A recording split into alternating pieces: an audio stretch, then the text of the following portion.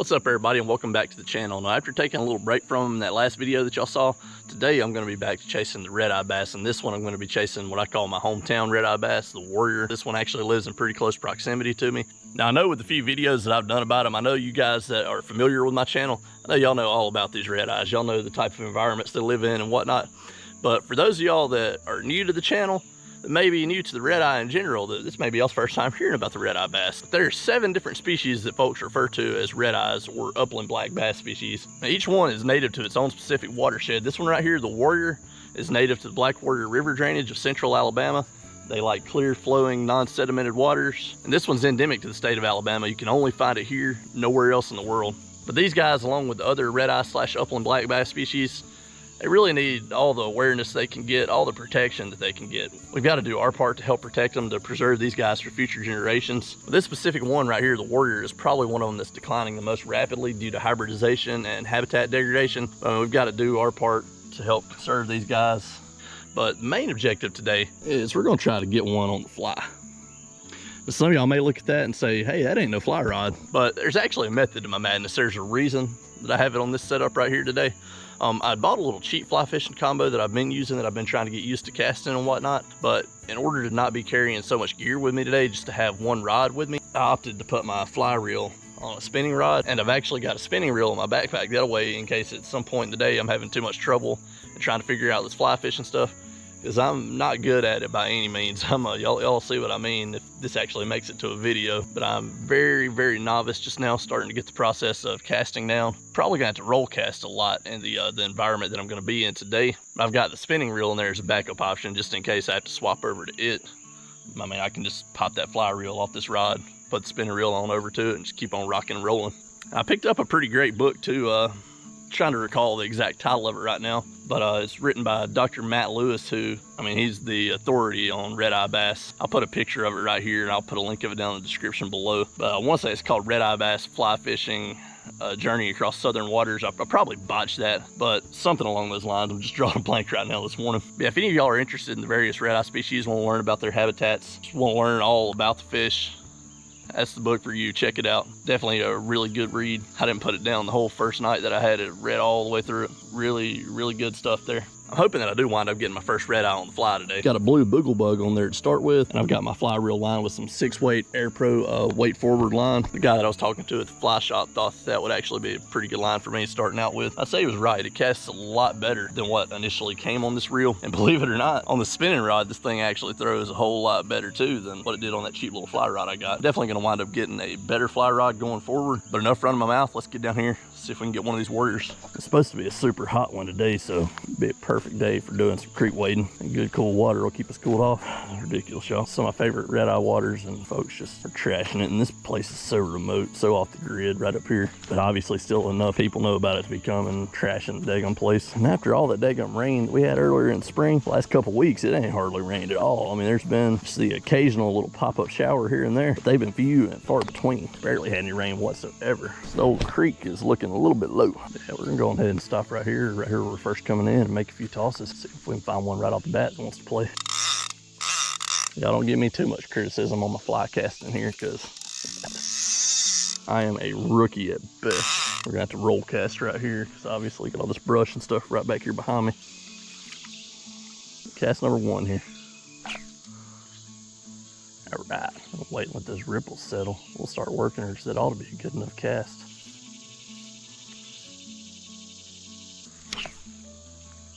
And believe it or not, this little Ducket Crappie Slayer spinning rod, this right here is a 7-footer, but believe it or not, this thing works really well for tossing a fly.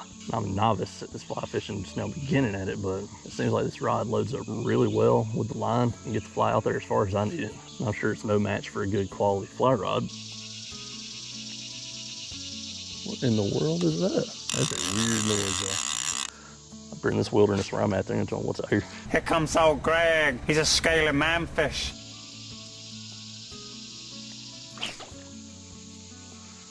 Bet that's a daggone bobcat or something. I probably can't hear it on the GoPro.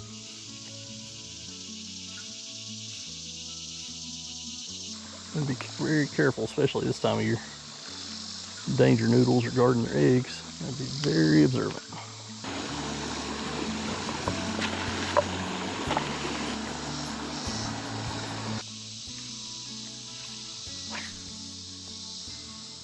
I love that roll cast.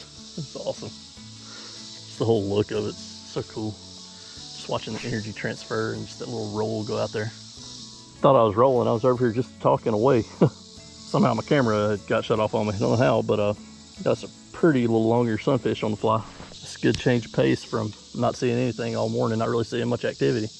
Go do back. Heck yes. I'm glad that wasn't a target species since the daggum camera wasn't rolling. I must have somehow bumped it off on accident.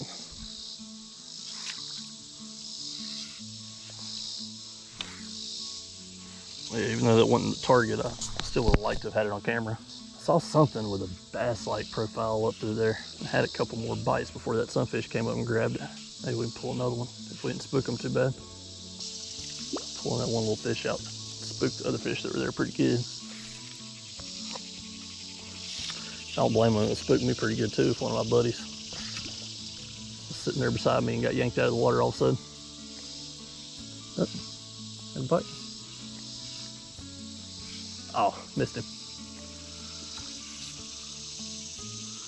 I'll hit it again. I forgot to mention I took that big old boogle bug off. I swapped to just a little bit smaller, just a little white popper style fly. And it seems to throw a whole lot better on this line than a boogle bug. I know that from a lot of reading that I've done, I know different type of flies will throw better on different types of setups. I guess today I'm seeing that that's true.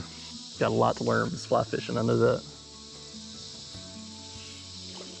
Oh yeah, that was a good hit. See what he is, that's a bass. I think, y'all. Yeah, yes sir. If I can keep him on, I think I've got my first red eye on the fly. Yes sir, that is it. All right, camera's rolling this time. I did what I set out to do. I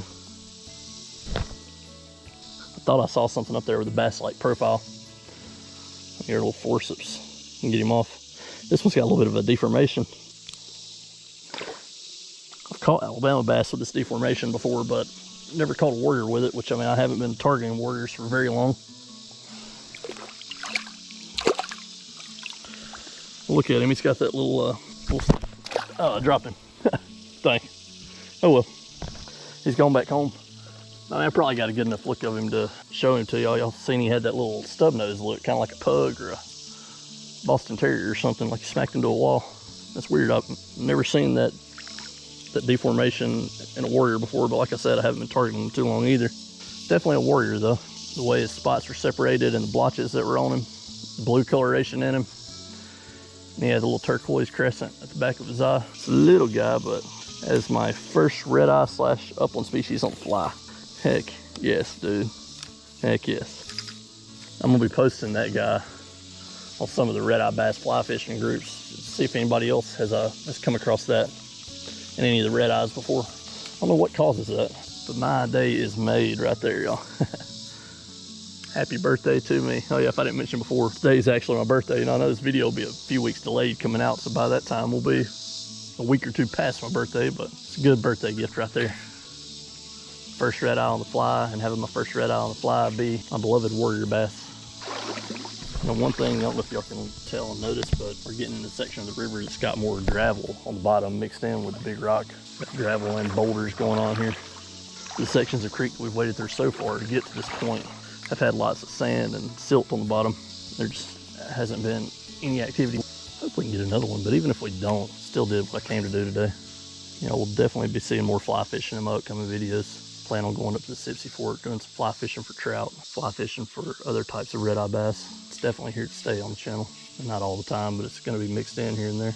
Yeah, little dude tracking my fly. He's way too little to get that in his mouth though. That probably scared the crap out of him.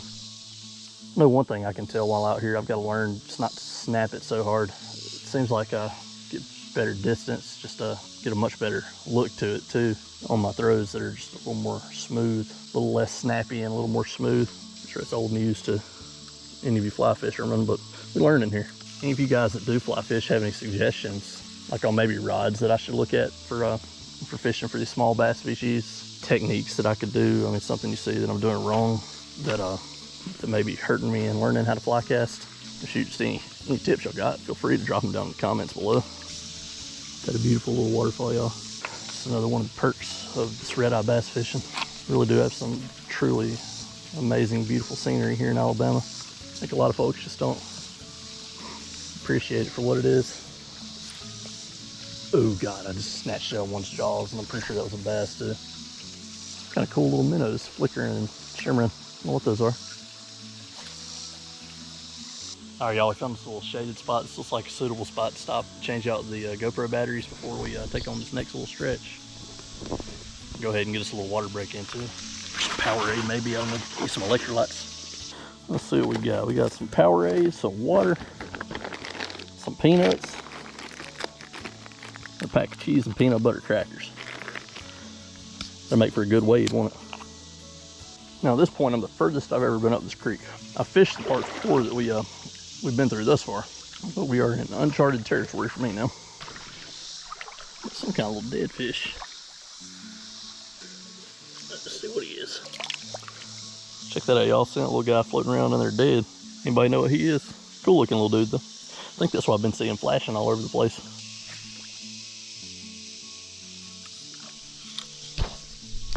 Actually, turn my camera off, y'all, but I got one on the fly.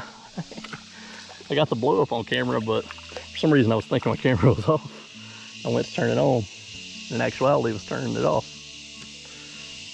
Red-eye bass number 2 on the fly for me, y'all. Let's try not to drop him before I get a chance to show him to y'all. That is a beautiful warrior bass right there. Beautiful little guy. Got him on that little white popping fly. You'll see the white margins and a little bit of orange right there in the tail fin, anal fin, right there in the soft dorsal. Got the little turquoise crescent right there on his eye. A little bit of turquoise coloration in him, some little blotches, clearly separated spots. That's a beauty. All right, he's feisty, ready to go. He just obliterated that fly though. There was no hesitation. Lit that thing up. I figured there'd be one right there. There's a little bit of a deep hole sitting right there beside that rock. See if he's got another buddy hiding in that hole that's willing to eat. Oh, I had that one for a second. He came off whatever he was. Yeah, he ain't gonna bite again. He got a little taste of that hook. Oh, that may be him. I don't know. No, he got off whatever it was. Maybe the same one. I don't know. I'll be a regular fly fisherman for the day's over with, y'all. Starting to get decent distance on my roll casts. Getting in good places. Dadgummit, if I could just hang on to a fish. That one obliterated it. Was not expecting that. I just missed one. And where the fly landed after I jerked it, one just come up and destroyed it. Was not ready. I had so much slack in my line from where I just jerked it on that previous one. Man, that one hit it good too. That had to have been a bass.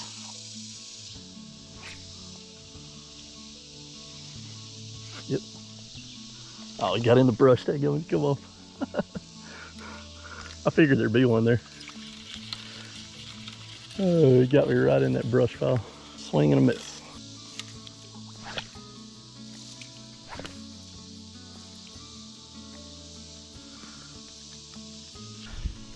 Well, y'all, I just screwed up and ended the day early. I mean, like I mentioned a while ago, I was already on the verge of getting ready to stop for the day anyway because both my GoPro batteries are dead, but I left my backpack probably about a mile back down the creek that way. 3/4 of a mile to a mile, something like that. And guess what? I ended up snapping the only fly that I had with me walking up this far. I don't know why I didn't stick another fly in my pocket just in case something like that happened, because obviously, being a rookie at doing this, I mean, obviously that was probably bound to happen, but either way, snapped the fly off.